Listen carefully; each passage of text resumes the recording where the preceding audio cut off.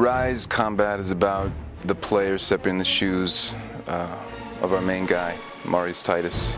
You are a Roman warrior. You are working your way up through the ranks. It's brutal, it's up close, it's intense. He's that grounded, he's strong, he's powerful, he's heroic. He's not about flamboyant moves, he's not a ninja, he's a warrior, he's a soldier. And so when we think about him as a warrior and we think about how he's gonna fight, then those are the kind of concepts we try and think about. Is this attack efficient? Is it getting to the strike as quickly, as deadly as possible?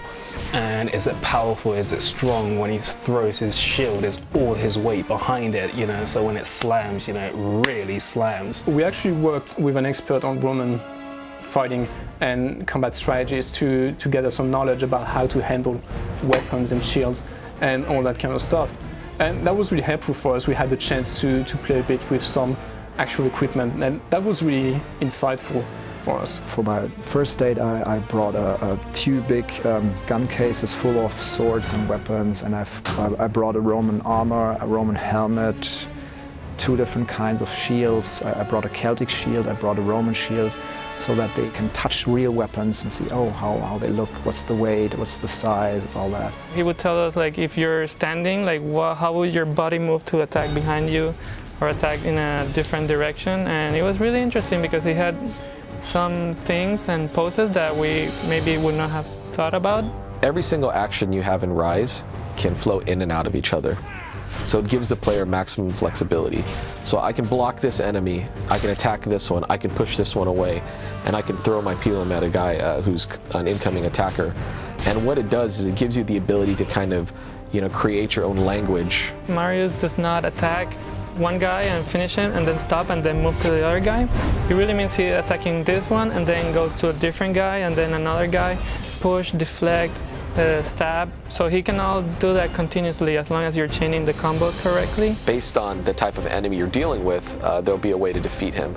So certain enemies will have to kind of deal a lot more damage to take them out, and that can happen two ways. One is you can choose the damage perk and decide to kind of take more off of him, or you could choose the health perk to stay alive longer, to be able to maybe get more hit points. You go into an encounter and the first thing you do is say, okay, who am I facing?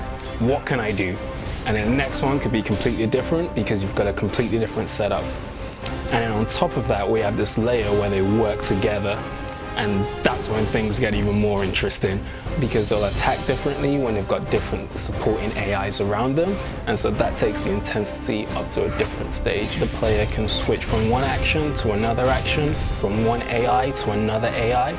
And it's also about how the AI interacts to try and break the player's flow. So in Ryse, you can expect to unlock a lot of executions throughout the course of the game. You're kicking a guy off a ledge, so you may kill him that way. If you get close to a fire, there's numerous executions there. If you're in the water, if you're against a wall, if you're against a ledge, it goes on and on and on. The executions really stack up. We're definitely going for a higher level of emotion out of our characters. Not only in cinematics, not only in executions, but also live in combat. We did a lot of stuff with the camera stuff. We did really extreme animations, really close animations. Intensity, it's about brutality. It's about being close to the enemy that's trying to kill you as you're trying to kill him. So one of the final things we're really trying to achieve with the Ryse combat is give it a skill for mastery. When we take flow and we take the intensity of the AI and bring them together, that's when the depth and the scope for mastery becomes apparent. Because in one encounter, you can finish it a certain way. Maybe you kill everyone, but you didn't quite execute everyone. So then you want to play again, set them up in different ways so maybe you can execute everyone, but maybe you didn't double execute everyone. Did you perform the perfect chain?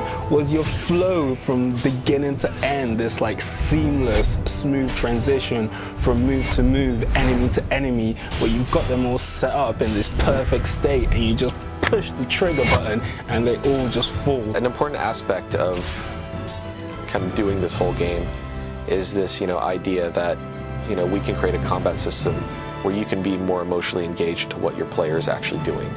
I mean, that will be the first sign that we've done well if you actually feel something out of combat. And the other aspect is that just nuts and bolts wise, we have a solid combat system, something that we can build more and more on top of. And that's really where the depth aspect comes in. You know, we want it to feel really, really good to play. We don't want players to feel frustrated or, you know, get too angry over the fact they can't pull something off. But at the same time, master players will be able to do stuff that when you watch these YouTube videos, you're going to go, this is amazing, how does someone ever do that? And, you know, if we can kind of tap into those two main elements, then we would have felt we've done, you know, a good job. We've really done everything we can to wrap it all up to have a really good, full experience for the player.